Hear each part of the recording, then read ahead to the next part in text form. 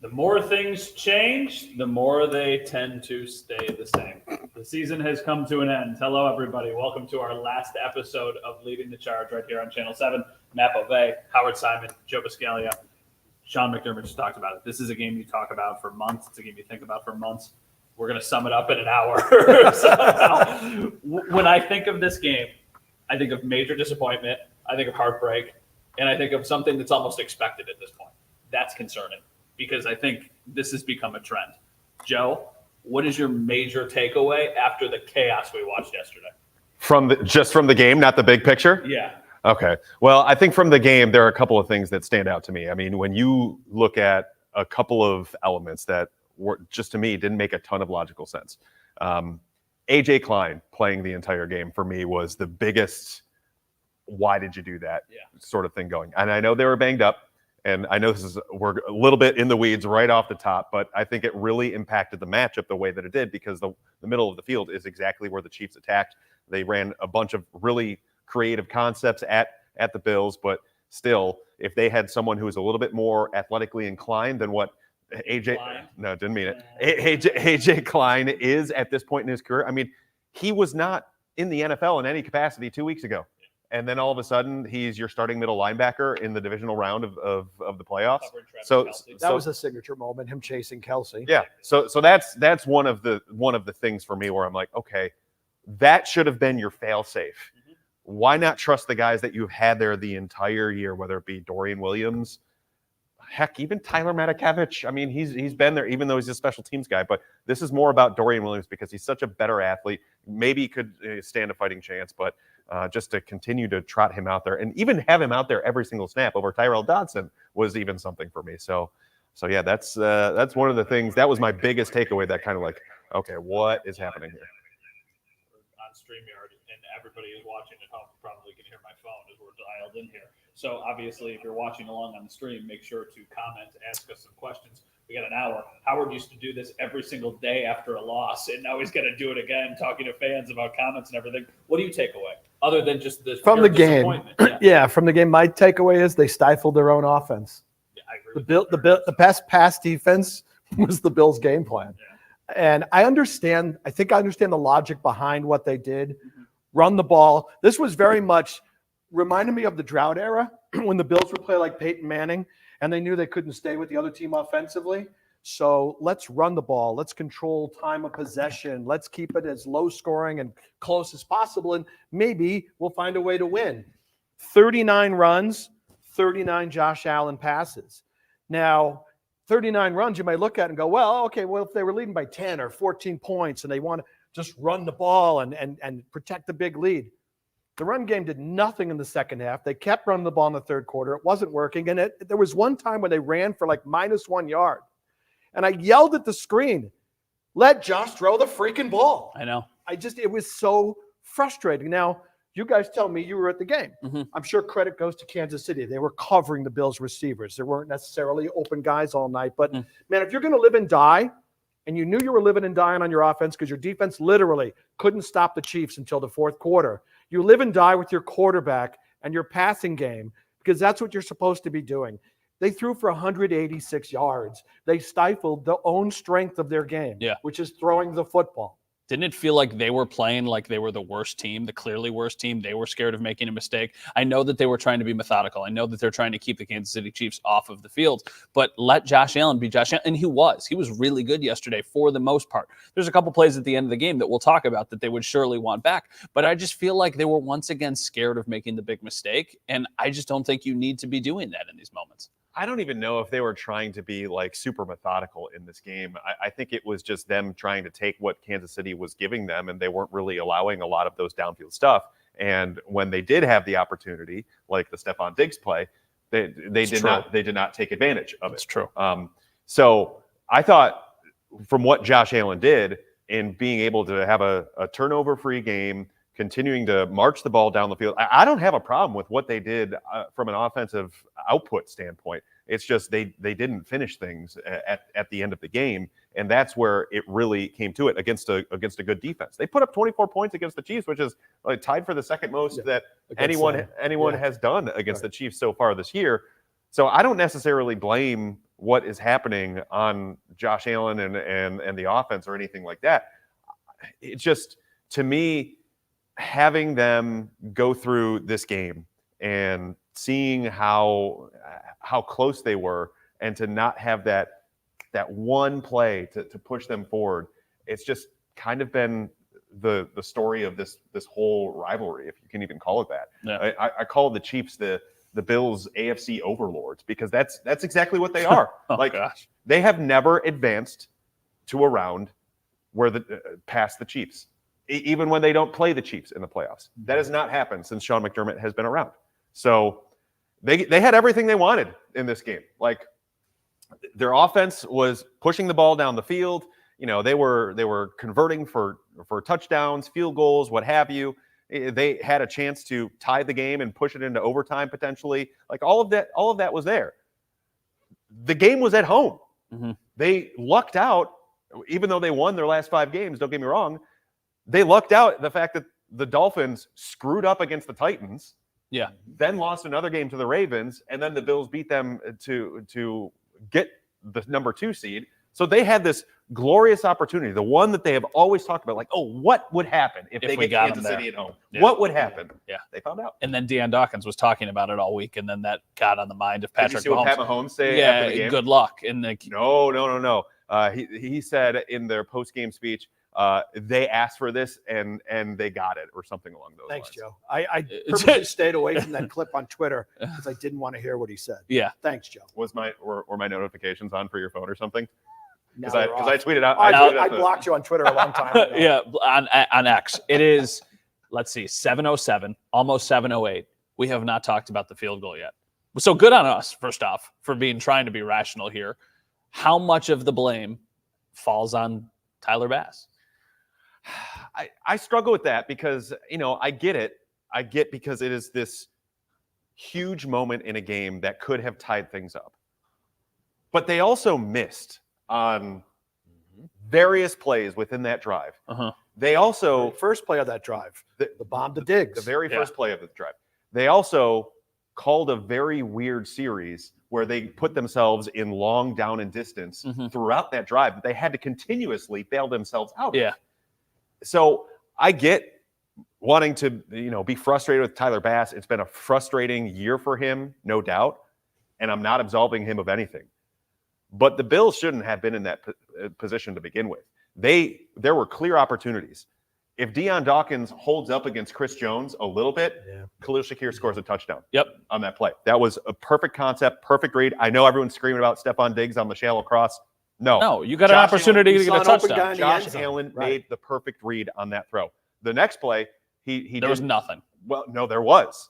There was initially Khalil Shakir on the outside that he could have got it to. There was another. Is that going left on the play? No, it's to the right. To the right. And then there was another player that popped open in the middle of the field. Yep. He didn't take either That's option. the one. Mm-hmm. So to me, when you have those two clear opportunities that late, and then couple that with the Stephon Diggs one early on, it shouldn't have been on Tyler Bass. But Bass is so far down on my list. Mm-hmm. There's so many other things you can get to, Mm-hmm. and I know we got to cover it all, but okay. So the missed opportunities, Diggs catch the ball. Why do you get to the 27-yard line right before the 2-minute warning and run for 1 yard? Why? Why even running the ball? Mm-hmm. Your running game did nothing in the second half. And then here's this other thing. So you go to the 2-minute warning. It's 2nd and 9 from the Chiefs' 26-yard line. 2 minutes left. Now there's 2 minutes left. You've been bleeding the clock all night long because you don't want to give Mahomes the ball because you know what happens when he gets the ball trailing late. Mm-hmm. So what do you do coming out of the 2-minute warning? 2 cracks at the end zone. Mm-hmm. Now, Joe's right. You're right. The pass was there. I'm not going to fault Josh Allen. He sees in his sights a go-ahead touchdown to Khalil Shakir. But I thought it was odd that you're doing all this and you're just chipping away and bleeding time and short this and short that. And all of a sudden, on 2nd and long and 3rd and long, 2 cracks at the end zone, 44-yard field goal attempt. I don't blame Bass at all. The fake punt. You want to be aggressive. Great. Yeah. You're going. Why? Yeah. Put Josh Allen on the field. That You're one of the best quarterbacks in the league. Good for you, Sean, to be aggressive. But if you want to be aggressive, put Josh Allen on the field. Don't ask Damar Hamlin to run 5 yards. It probably hasn't run. He probably has not had a carry since high school. Damar Hamlin? Yeah. Yeah, let's do it So in it the AFC surprised division. Damar too, by the Yeah, way. let's So see it happen in the AFC divisional round. That makes a lot of sense What are against you Kansas doing? City Chiefs. I think there's so many different ways we could take this conversation. I don't think Tyler Bass deserves all of the blame, but I still think he deserves a lot of the blame. he's got to make the kick. You got to make the kick. But that's the way his season was. He had a really bad season. Sure, it's a 44-yard kick going in the end zone towards the tunnel. That's easier in that field to kick. We talked about it at the beginning of the week. Would you take that opportunity? It was something that Joe DiBiase from WGR posted. Would you right now sign up for a 45-yard kick to win the game? Now, obviously, this was not to win the game. It was to tie the game. Right. This was a 44-yard kick. It's almost the exact moment that was laid out, and he missed it. Like, that simply cannot happen. That is his – Josh Allen has a million different jobs. Tyler Bass's job is two things, kickoffs and field goals. I know it's incredibly difficult. I'm not making light of that. You need to make the kick. And then if Mahomes goes down the field and scores, which he probably is going to, anyway. Which he would have done anyway, at least it's like, okay, they had the ball last. You didn't even give your defense a chance at doing that. And for as gashed as the defense was the entire game, the two drives before that were the two best drives that they had. Hang on a minute. We're not going to give the defense total credit for the Mecole Hardman fumble. He kind of screwed that up himself. So, but okay, I shouldn't have said two drives. The drive, one drive where they got the Chiefs off the field the entire game. Yeah. And I'm not counting end of the first half. No, it's a one-play kneel down. Yeah. You can't count that. No, the best play the Bills made on defense in the first three quarters of the game was letting Patrick Mahomes overthrow MVS in the corner of the end zone at the end of the first quarter. That's how bad of a day it was for the defense. And if your head coach is a defensive-minded head coach, I don't care how many injuries you have on that side of the ball, you probably should have done more. On the list of things, of places to blame, to me, the defense is very high on that. But we've got a lot more to talk about. We've done 12 minutes of this vent session. We've got 48 more for you, so don't go anywhere. We'll continue on the other side of the break. If you're watching on the stream right now on Facebook, on Instagram, on Twitter, wherever you are, we'll answer some of the comments during the commercial break. So we'll take a quick break now. We'll see you guys in a couple minutes. If you're watching on the stream, stick with us. Are you hearing it in delay? Yeah, I got feedback. I just want to make sure it's not just me. Yeah, the IFB is insane. Fine. So I'm actually shutting mine off. Yeah, I'm you guys are okay? Well, yeah, it's impossible. It's impossible. Exactly. Yeah, I only need to hear sound clips. All right, so we've got a couple questions here from, let's see, this is from Daniel. Bass needs to make the kick. The best kickers in the league do. That's his only job. I agree with you, Daniel, because I don't remember, it wasn't that long ago that we're sitting in Philadelphia watching Jake Elliott make a 59-yarder in the rain to force overtime. And it's a kick that he needs to make. I mean, he's 24-29 on the season. That's not good enough for a guy who got extended. I guess the only thing, Joe, you guys were there for McDermott, right? Didn't you say something about that end? The wind always plays left to right. I think Tyler might have mentioned it too. Yeah. That's the only thing that bothered me. And the stadium wins. The kick when he left his foot was already far to the right, to the upright. So why are we not his initial kick got pushed that way too. Towards the same end zone. So it's not as though they didn't have an advanced scouting report on this one. But I get the frustration with Tyler Bass, and I'm not absolving him of anything. I just think there were so many other opportunities for the Bills to not have to put Tyler Bass in that situation. Like, get aggressive on first or second down. Don't put yourself in terrible position on that entire drive where you have to continue to wait for Josh Allen to bail you out. And also, how about Deion Dawkins just hold up against Chris Jones one-on-one? You are the highest Pro Bowl. You are a Pro Bowl left tackle. You are the highest paid guy on that line right now. It's one-on-one opportunity. Just anchor down and don't get pushed into Josh Allen. That's 6. That's a touchdown. Yeah. There are so many other things than just Tyler Bass, and he gets the focal point because it's like, okay, that is the play where you knew it was over. But still, all of these other missed opportunities, Josh missed some, Stephon Diggs missed some, Deion Dawkins missed that one. Stephon Diggs did not have a catch on that entire drive. Yeah, I know. 4 other guys did. Trent Sherfield did. That was his first catch of the playoffs. I know. Really quickly, Ravi asked, who is and was the AFC overlord, or the worst AFC overlord? So Chiefs now, Patriots then? I mean, it's tough. The Bills get stuck in the Chiefs are becoming New England. Yeah. For everybody.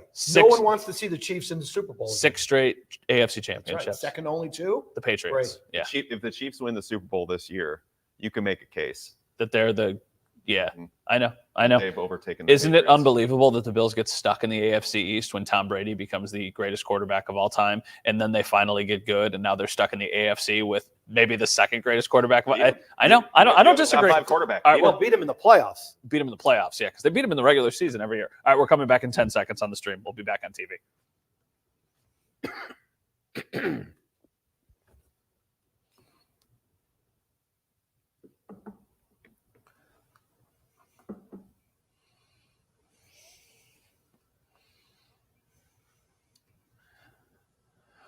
Welcome back, everybody. Matt Bove, Howard Simon, Joe Biscaglia. We were just answering some questions on the stream. We're back here, of course, on the television side of things. So today, the day after the season ends, it is incredible how fast things happen. We're at the stadium last night. The game ends. We do all of the post-game interviews. We go home. And then 6-7 hours later, we're all back at the stadium for locker cleanout day. So, of course, there was a lot of big decisions that ultimately need to be made for this team.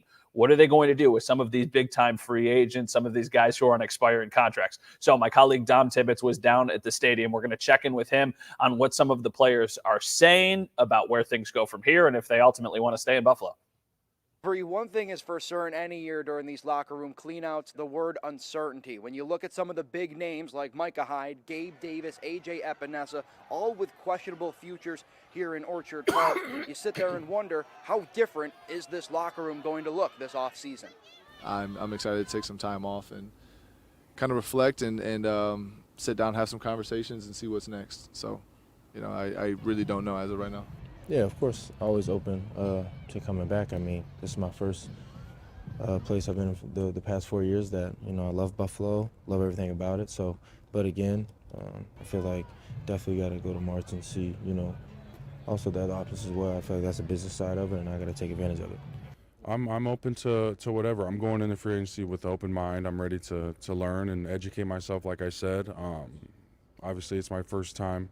Buffalo will always have a special place in my heart. They drafted me here when multiple teams passed up on me multiple times. Now, as for the guys who are coming back, Bills Mafia, I know you don't want to hear this the day after another heartbreaking loss, but the belief that window for their Super Bowl hopes is still open and the coaching staff that is still going to be here is something that is drawing optimism in this locker room.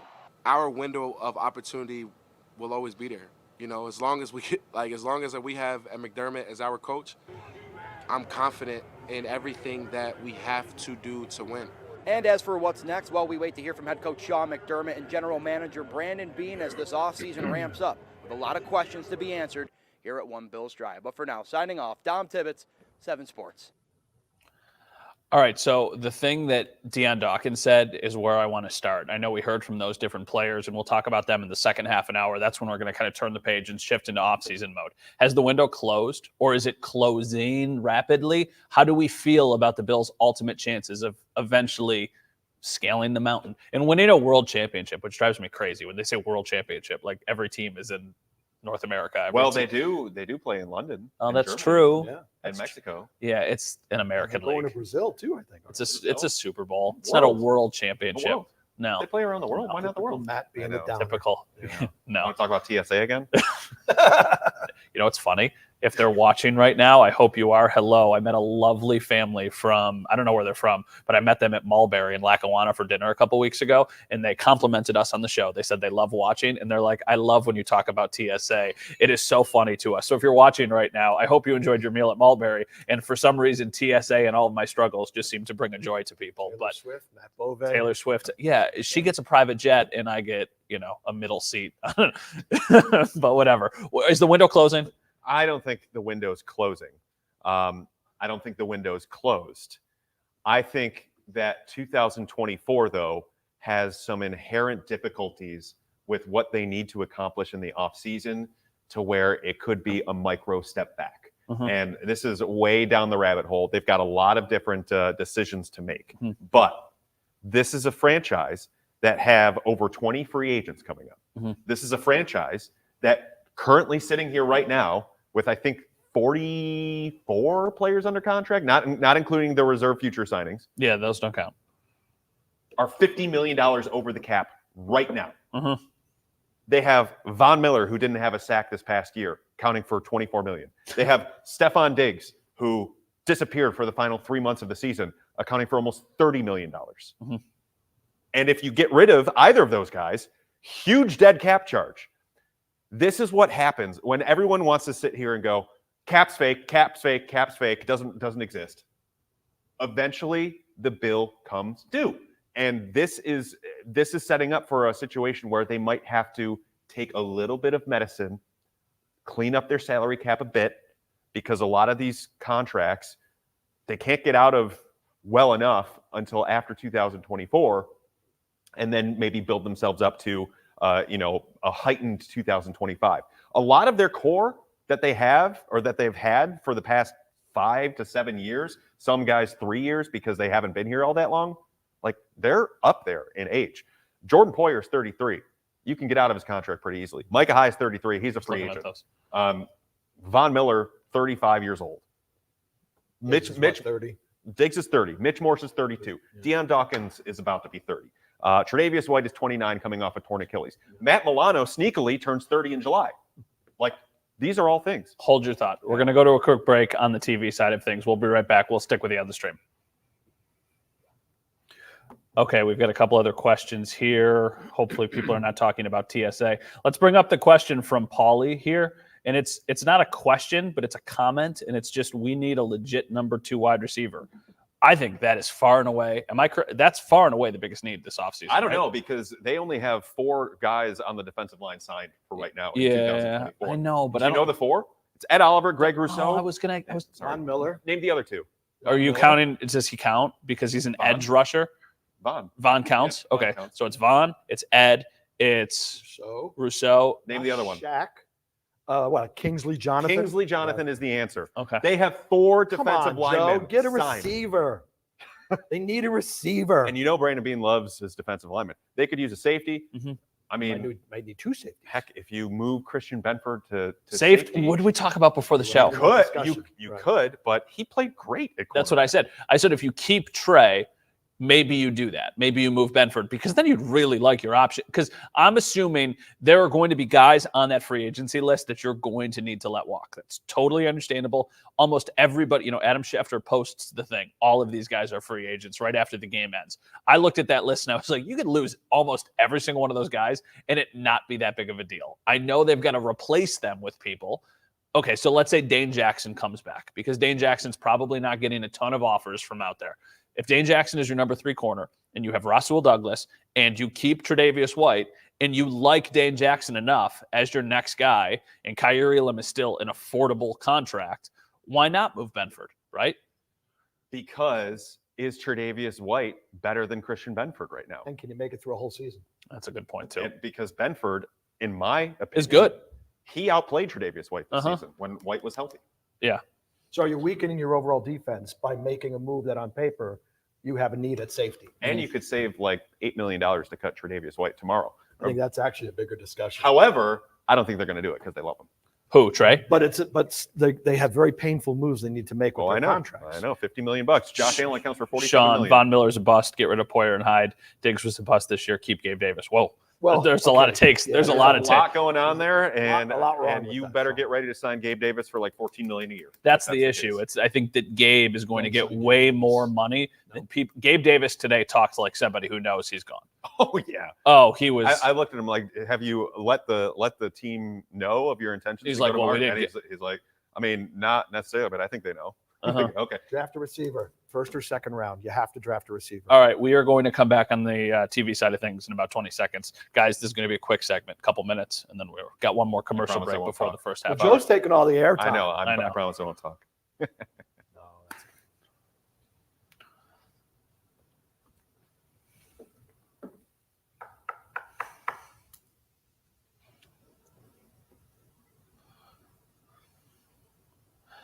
All right, there's going to be people who are watching this, and they're going to say, why aren't you talking about Sean McDermott? Because that is, of course, a big debate. We will do that in the second half an hour. We've already talked about the Tyler Bass missed field goal. We've already talked about the offense and the struggles for the defense. What's one thing from the game, specifically yesterday, we haven't talked about that played a factor? That's now you don't talk. The wide receivers were just bad. terrible. Bad. Shakir made some nice catches. I think You have to be happy about his development. He made some really good grabs, some tough catches. But, I mean, as Joe mentioned, Diggs disappeared and Davis doesn't play and Sherfield and Hardy. I mean, they had 21 targets to wide receivers. 21. 12 catches, 75 yards. That's disgusting. That's all the receivers combined. Those are hideous numbers. May I enter something frustrating into the conversation? Is it going to be like the Dalton Kincaid usage? No. Very frustrated deep into the third quarter, I believe, Latavius Murray was right there for the leading receiver of the game for the Bills. Yeah, he was. He was on top for a little while. And that's right. 14 snaps total for him. Latavius Murray, really? Yep. Interesting. He had 27 yards. He had more receiving yards than Stephon Diggs. But their production was going to running backs and tight ends. They weren't getting the ball to the wide receivers. Yeah, my little thing, and it's not nearly that high up on the list of complaints that you could have, but when they tried to run the ball in the second half, it just did not work. I mean, you posted the stat yesterday. They averaged more than 2 yards less a carry. 5.6 to 3.4. And it was killing them on early portions of drives. They kept putting themselves in a hole because they would start with a run on 1st and 10, and it would be a 1 yard gain. That's why I'm not blaming Tyler Bass. Or a 3 yard. Second and long. That's why I'm not blaming Tyler Yeah, Bass but you as can much. blame both people. Well, yes, but I'm not absolving Josh Allen, Deion Dawkins, and the coaching staff from just because Tyler Bass missed a kick. Yeah, I feel like everybody sometimes Josh Allen gets too protected because people don't want to be critical of him. But on the list of people to blame, he is so far down on my list. He had a touchdown to Khalil Shakir on the third down if he wanted it. He had a touchdown to Khalil Shakir on the second down that was blown up by Deion Dawkins. Yeah, I don't have an issue with the second down throw because it was the right read. No, it was poor. It was poor execution, but it's not on Josh. Yes, is what I'm saying, and that's on Deion. The third down lack of a throw is on him. But it's also a conversation about the offense that you need your quarterback to be perfect because he was really good yesterday. No We're talking about one play that he probably should have had, and he doesn't. And now there's people who are critical of him. And like, you're a superstar, make the play. But which circles back to the defense too. You and I were discussing this earlier. I know the injuries, but the defensive linemen were still intact. They were there. Teron Johnson played. Russell Douglas played. Micah Hyde played. Jordan Poyer played. And the Bills' defense that is always built on what? Not giving up explosive plays. 8. Gave up 8 plays of more than 20 yards. 8. 5 passes and 3 runs. All right, hold your thought. Hold your thought. We're going to a commercial. We're sticking on the stream. We'll be back on the other side. We're going to turn the page to the, off season because that's where we are now. Off season.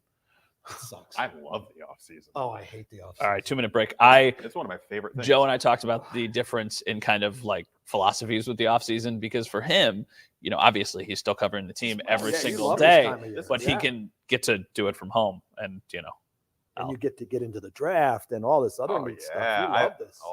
I love creating spreadsheets for the offseason. This is from Dave. Von Miller, 1 year left to prove he's worth keeping. Too much dead money if you cut him. Stupid contract. I mean, Dave is right. One more year. It was almost always a 3-year contract. They can get out of it. Yeah. This year. It would have to be a post-June 1st designation, which basically kicks money towards 2025. But they can get out of it and save a little bit in 2024 if they really wanted to. But then you get to a point where now you have 3 signed defensive linemen, and one of them is Kingsley Jonathan. So you have to rebuild your entire defensive line room. Yeah. If you move on from which he's done before, and you're not going to kick the can down the road with restructuring his contract because that means it makes it that much more difficult to move on from him when he's 36 years old in 2025. You got to restructure some other contracts, don't you? Not his. Josh probably $47 million cap number. Yeah, but how many of those contracts are? I mean, because Mitch Morse is in the final year of his deal, he's up there. Not Dawkins. Dawkins, I think, has either 1 or 2 years left. Mitch Mitch said he'll come. He said today, if they'll have me, I'll be back. That's good news for them. Dawson I was going to say has a $14 million cap number next year, and he'll be the number 2 tight end. That's a restructure candidate. Yeah, because that's not a hey, restructure or we're going to have to figure something out. Yeah. No. I by restructure, I mean it's the turn like more guaranteed money. Turn the just base to lower salary the cap into a signing bonus. Yes. Right. All right, we're 10 seconds out from coming back. Sorry, excuse me.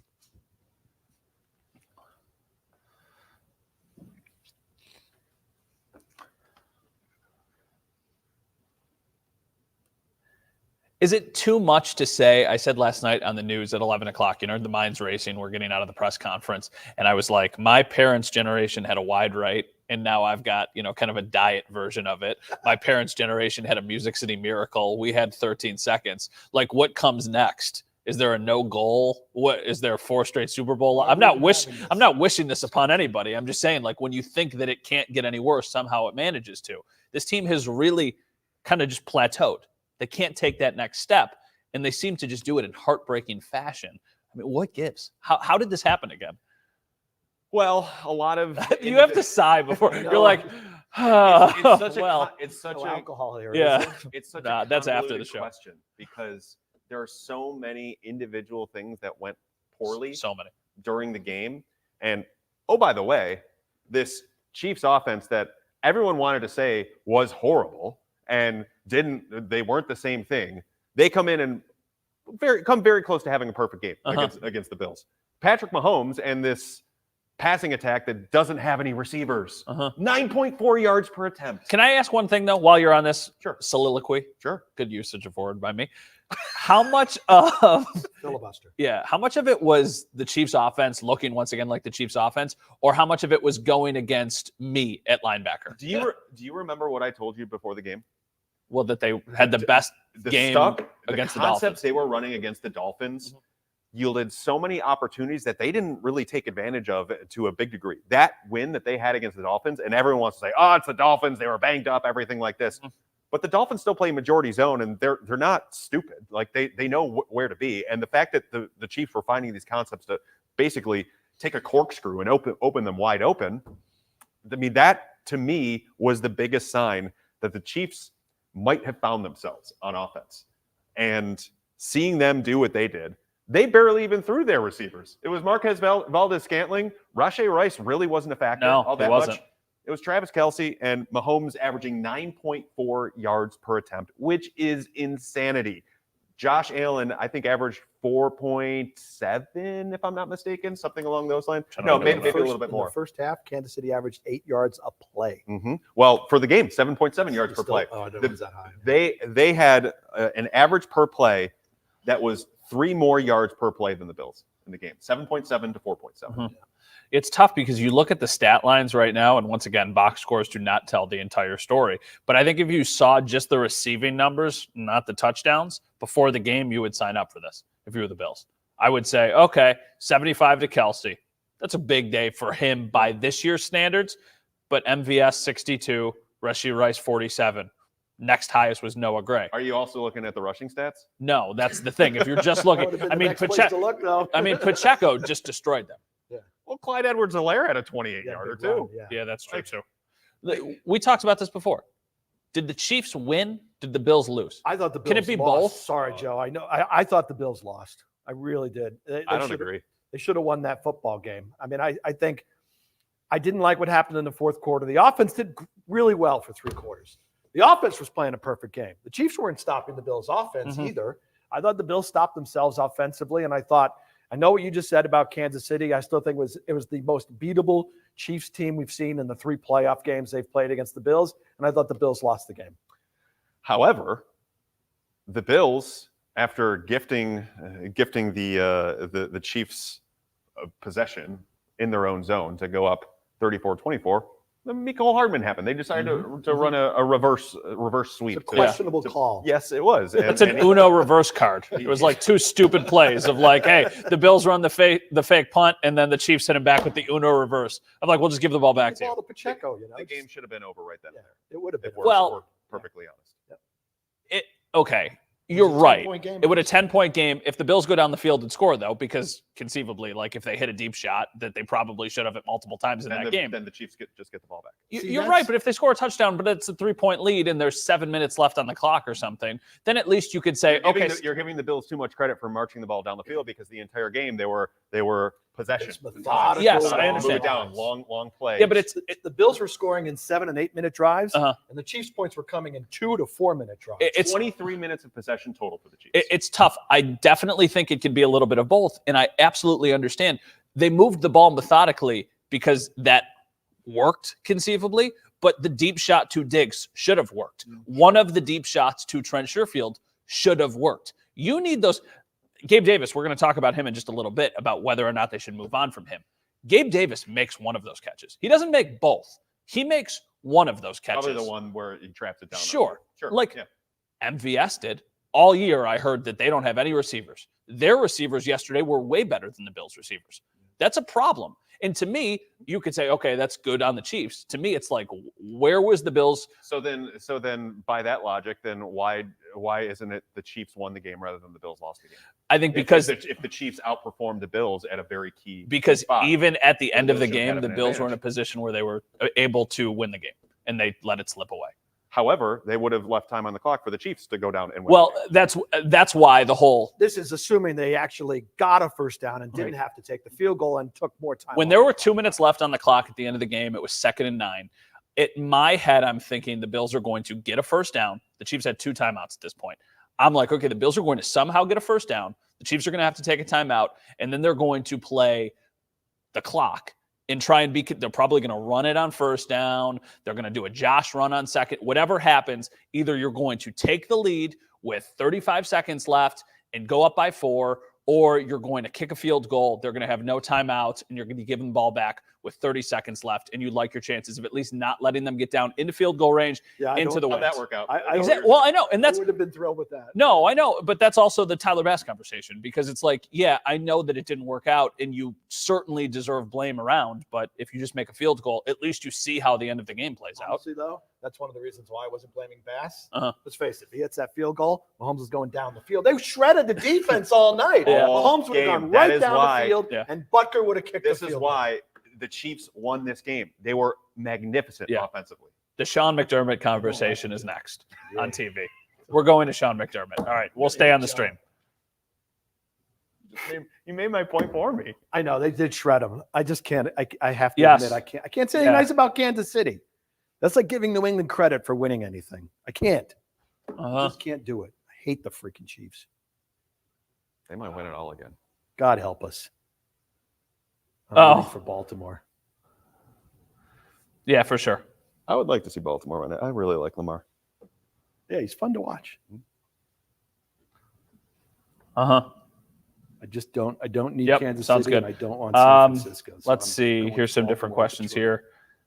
You guys refer to logic. It has no place in the NFL. Not with all the rhetoric. Specifically, what do the Bills need to do to get past the Chiefs into the Super Bowl? Have the Chiefs leave the league. I was going to say relegate the Chiefs. Yeah. I don't know. Yeah, if you could get him to revoke the franchise, that'd be nice. You know what was funny? It was like poetically painful yesterday. Was there was 15 seconds on the clock after the penalty that they took at the end of the first half and the Vaughn open field tackle, and then they just kneeled it. And it was like, man, they just kneeled it with 15 seconds, but somehow they had time to get down the field and get into field goal range in that 13-second game. It almost feels a little bit like yesterday. I certainly do not think the window is closing, because I still think that when you have Josh Allen, you have a chance. But yesterday felt a little bit like, if you're not going to beat them now, when will you ever? I think it was not to say that window is closing, but the window was moving downward on this current collective core of guys. Because you're going to have to turn over It's not a bad thing, a lot of different positions because you're just getting older. And if you continue to trot out an aging roster, then you're going to get run off the yard each and every week. So I think this is They can change on the fly, but having Josh is nice, right? Because you're not rebuilding. Right. You're changing on All the right, fly around. we're coming back. Aaron, when do you want the next commercial? Sounds good. It's like the Oscars. They're playing music to let us know we got to shut up. Welcome back, everybody. Remember my mulberry comment? Well, Susan is watching. Hey there, Susan. She says we're watching. We're the couple that spoke to Matt at Mulberry's. Loved the show. Thought Josh Allen had one of his best games. Even if Bass got the field goal, Kansas City would have scored before time ran out. That might have been a more painful way to lose, probably, for Bills fans, if it was tied and then Mahomes went down the field. But Susan, thank you for watching. We've appreciated it. Was it Tyler Bass who held you up at TSA? Is that why you're No. It was somebody much meaner. Tyler Bass is very nice. And honestly, kudos to Tyler Bass for he talked last night, and like he was very accountable, and I think that that's impressive. So I think that he deserves some praise for that, but obviously at the same time, like, make a kick. You get paid a lot of money. It's 44 yards. Okay, I teased this before we went to the commercial. There are a lot of people out there today questioning if Sean McDermott is the guy.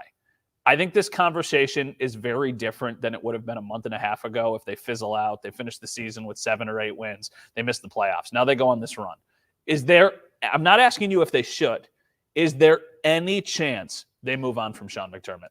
No, 100% no. And I don't think there would have been any chance even if they only won 7 or 8 games this year. Mm-hmm. He is very well liked within the organization. He's Terry Pagula's guy. He's Brandon Beane's guy. And it would have taken a very, very big thing for him to get forced out. So no, Sean McDermott will be the head coach in 2024. He's talking to the media tomorrow. Yeah, that was pretty end of indicative. season press. I mean, it wasn't even a question. And I know it's been a popular topic. Like, hey, they've gotten to as far as they could go with Sean McDermott as their head coach, which could be the case. Yeah. But they're not moving on from a guy who took over a franchise that had not made the playoffs in 17 years and has made it 6 of 7 years as that he's been a head coach, and just winning a game in the playoffs, at least one in the last 4 of their playoff pushes. They're not going to move on from him after another playoff. Should they? I don't know. I know I'm supposed to give an answer. No, that's. But if you saying you don't know is an answer. Yeah. See, it's not the question you should phrase is not whether he's going to be back. Mm-hmm. He's coming back. Yeah. The question is, do you believe Sean McDermott is the coach that can get this team at some point in our lifetime over the hump? And my honest answer would be, I just don't know anymore. Yeah. I'm leaning more towards no than yes, quite honestly. I mean, we're talking about a team that's been a legitimate Super Bowl contender for the last 4 years. Yeah. And they haven't made it out of the divisional round the last 3 years. I mean, what's it going to take? And again, not to circle back to where we were, the stars were aligned. Joe Burrow got hurt. I know. Miami was a paper tiger and blew the division. Kansas City had to come here, the first true playoff game. Everything was falling in their way. And they still couldn't get past the Chiefs in the divisional round. So, Matt, I mean, I wouldn't make a coaching change. Mm-hmm. I'm trying to come up with an example.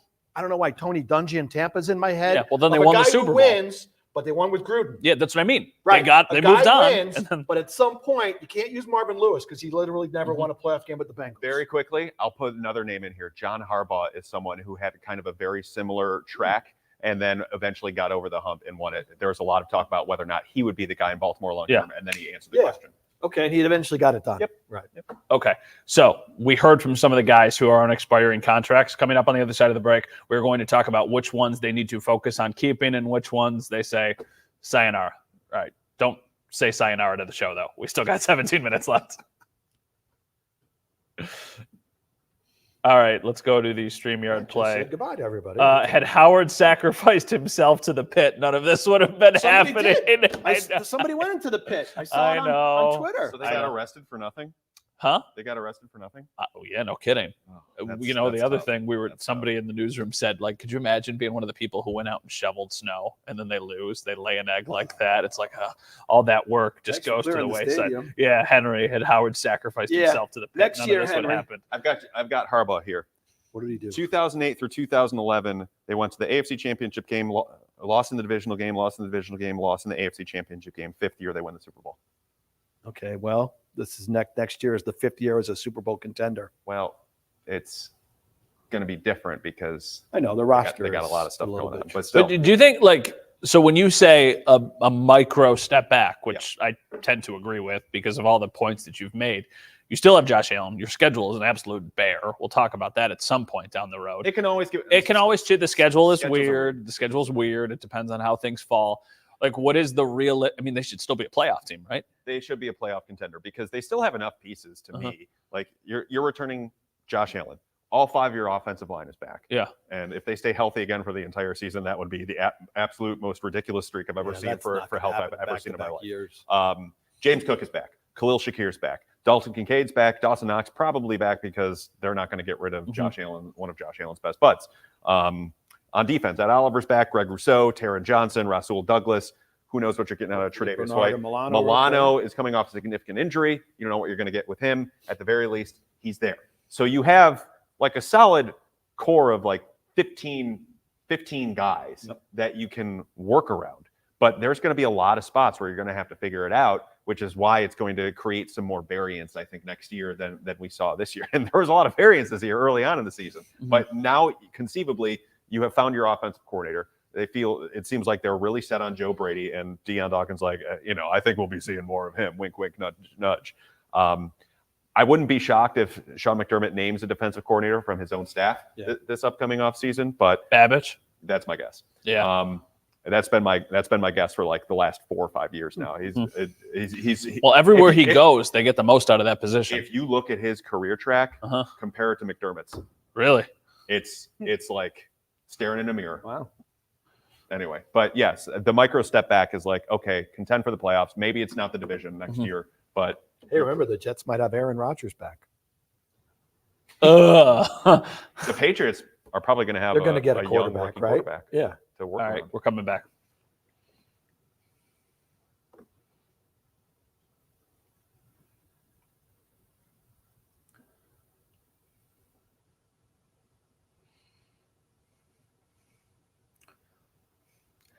I am going to give each of you somebody who you think needs to come back and somebody who it's time to part ways with.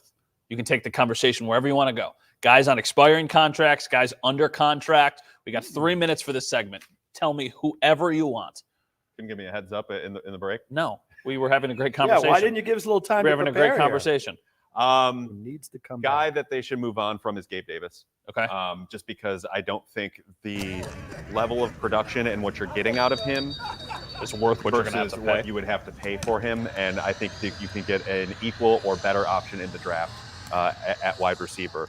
The guy that they should bring back is Daquan Jones if they can. Yeah, that's a no-brainer. Because they are a different defense when it's Daquan Jones next to Ed Oliver. So those are my two. Okay, I will take the guy they should move on from is Dawson Knox, Ooh. which is not really – I'm not a Big 12 personnel guy anyway. I'm all about It's 11 and loading a up- half. Yeah, whatever. It's Yeah, 12. it's 12. I'm all about wide receivers. Draft a wide receiver with your very first pick. Load up in your wide receiving core. Move on from Dawson Knox. Clear out his $14 million cap number. He's the backup tight end next year anyway. Dalton Kincaid's your number 1 tight end. So move on from him. The guy I'd like to bring back, it's never going to happen. But I bring back Leonard Floyd because I don't know what's left in Von Miller's tank, if anything. I don't think he would be a cap cut. If he is, as Joe was saying in a break, it would be post-June 1. Yeah. But Von Miller did nothing after he came back from his injury. Floyd was great. Now, he's not coming back because I don't think the Bills will be able to pay him what he'll get on the open market as a free agent pass rusher with double-digit sacks.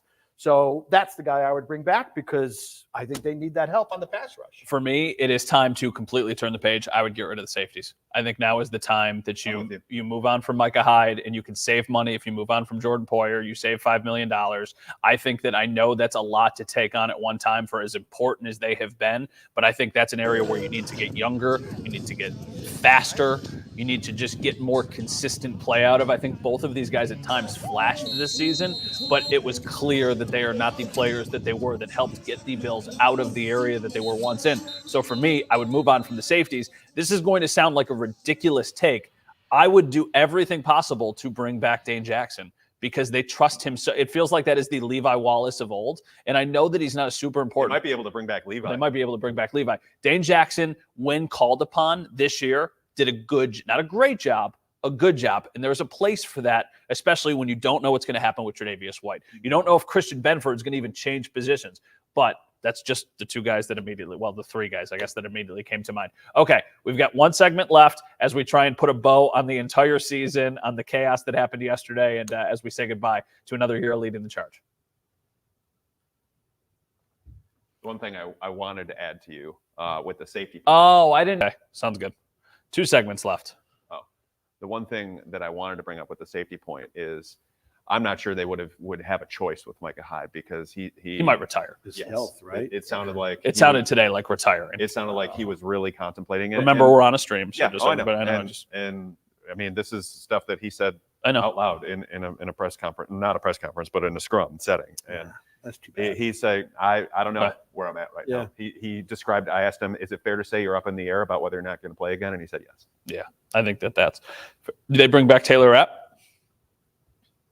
It wasn't that good. Yeah. Oh, really? I was kind of hoping he'd be one of the safeties. All right. I mean, they might. Well, then they got to find 2 Good. safeties. He at least knows that. Assuming they're not moving Benford, you've got to find 2 safeties. Well, they might keep Poyer and then draft somebody, is my guess. That's probably what's going to happen. They're probably going to try and bridge the gap with one more year You of got one Poyer more year, okay. and just have Poyer stay. But if you could save $5 million, is there something to be said about just starting over?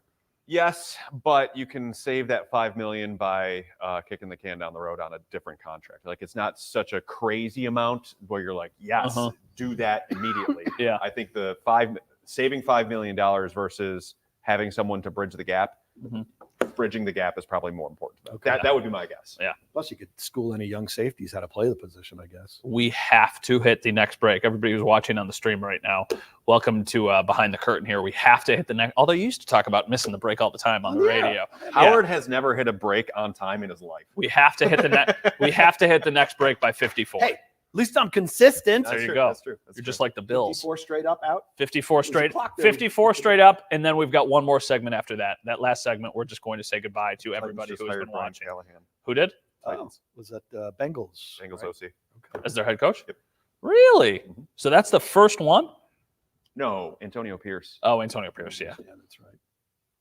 What happened to Belichick going There's to another Atlanta? one too. What? Jerron Mayo. What? New England, yeah. Yeah, New England. No, hired. It's fine. You don't have to. It's the Titans too. So Can we're gonna confirm have like Titans 2 finalizing the minutes. deal with Brian Callahan. 2-minute segment, Joe. 2-minute segment. Try not to bloviate. Bloviate. Oh, my dear Lord. That's a loss for the Bengals. Still got Lou though. Maybe he'll get T. Higgins to go to Tennessee. No, he's going to be a Chief. Chief. No? My guess is Hollywood Brown to the Chiefs. Ooh. Where was he? My guess is Gabe Arizona. Davis. Still in Arizona. My guess is Okay. Gabe Davis to the Chiefs. Why? Because every year against them, he's got great games. They need speed. Never mind. All right, we're back.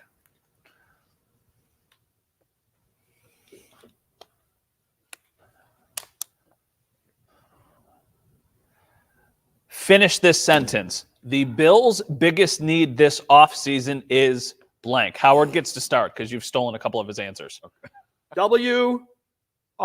Wide receiver. Was that really an R? R was, I'm R. not sure. Wide receiver. Yeah. Please.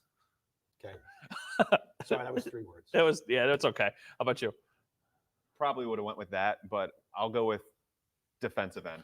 They need to recycle here because Von Miller is not that great. Oh, I know.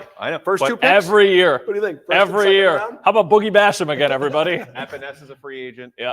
Leonard Floyd's a free agent. Shaq Lawson's a free agent. Kingsley Jonathan could start if you wanted. Yeah, AJ Epinesa today kind of sounded like a guy who doesn't think he's coming back. I think he wants to come back, but I think he's probably going to get more elsewhere. Yeah, and Priced out. Leonard Floyd. I have so much respect for people who don't sugarcoat it. We were in the locker room today to Leonard Floyd, and it was like, hey, would you come back? He's like, I would love to be back. I want to play for a contender, but I'm following the money. And I'm like, heck yeah, brother. Dude's 32. He's You have 30. to. He's Yeah, 32 right. years old. He's already won a Super Bowl. So at this point, it's like, go set yourself up for the rest of your life by signing some fat contract with a bad team for 3 years. Get yourself some money, call it a day. All right, we're going to even save some time. So we're hitting the break on time. We've got one last segment for this season of Leading the Charge on the other side of the Early. break. R with, well, it's kind of like,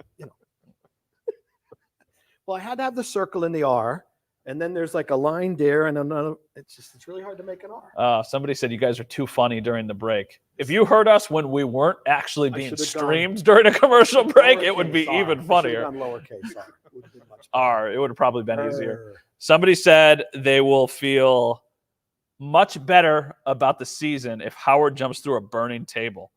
So did you guys see the thing on Twitter yesterday? The guy who he was wearing a wasn't even a Chiefs shirt. What the hell was another team shirt? He jumps down into a burning table Yeah. and he lights himself on fire. Oh my gosh. And they had to put him out. You're talking about the guy who it was just His ass was on fire. we're streaming. You can say that word. on Yeah, you can. on You the stream. absolutely His butt can. was on fire. His buttocks was on fire. Can I ask a question to anybody who's streaming and to maybe you guys would know? So we want to take the baby to Disney on Ice this weekend. Uh-huh. Do you need a ticket for a kid to Disney on Ice? Like a 10-month-old? it sounds like an answer Google can provide. Well, we've got a stream going on right now. I can't Someone leave type the in the answer. stream. Sneak I the would- baby in. Wouldn't you think they sit on your lap? It's like an airport if they're like 2 or under. One, maybe. Maybe under one. Under one. Can't you bring a kid to Disney if they're 3 or under? On No, like 2 no, years? not 3. No, I think no. it's like We took Jonathan It's when 2 he and was under. 3, and he Yeah, had to come. 2 and all the way up to the day they turned 3. I don't know about that. I think 3 is the cutoff. I don't know. About Shout out to Aaron in the control room for telling me children under 2 are in for free as long as they sit on a parent's lap. Wow, that's nice. Guess we're going at, well, I thought I was going to be in Baltimore this weekend, but I guess I'm going to be watching Disney on Ice. Disney on Ice. Man, Sweet. man, life comes at you fast. How long, Aaron, when do we got to be out of this break? 58 is the out time. Okay. You going to surprise us with a question, or are you going to Final thought. Okay. that.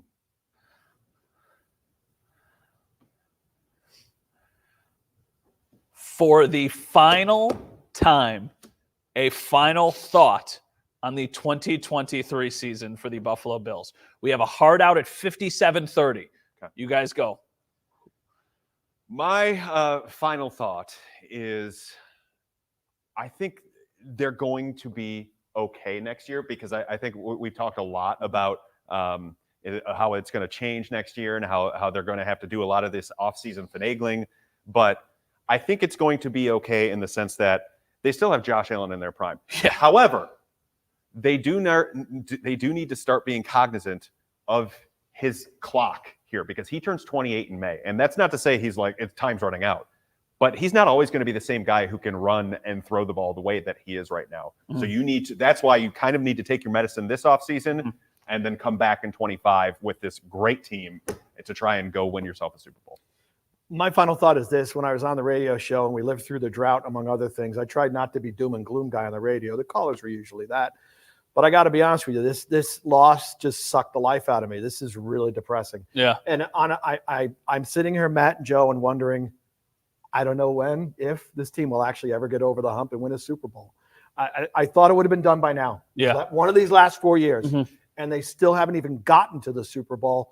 That's my final thought. I just don't know when they're going to be able to do this. My final thought is just how much I appreciate the two of you. This season was so much fun. Howard joined us. He has been unbelievable to work with. We really appreciate you. You know, DJ, who produced most of the shows, Julia, who filled in, Michelle in the control room, Aaron, who's in there right now, Julie had filled in the control room. We got a bunch of help. Dom and Bree obviously deserve a ton of credit too.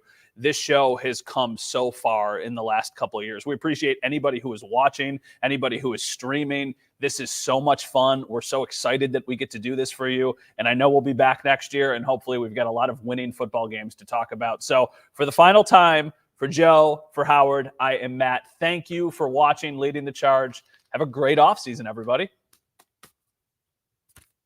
Goodbye, StreamYard. I got that out at the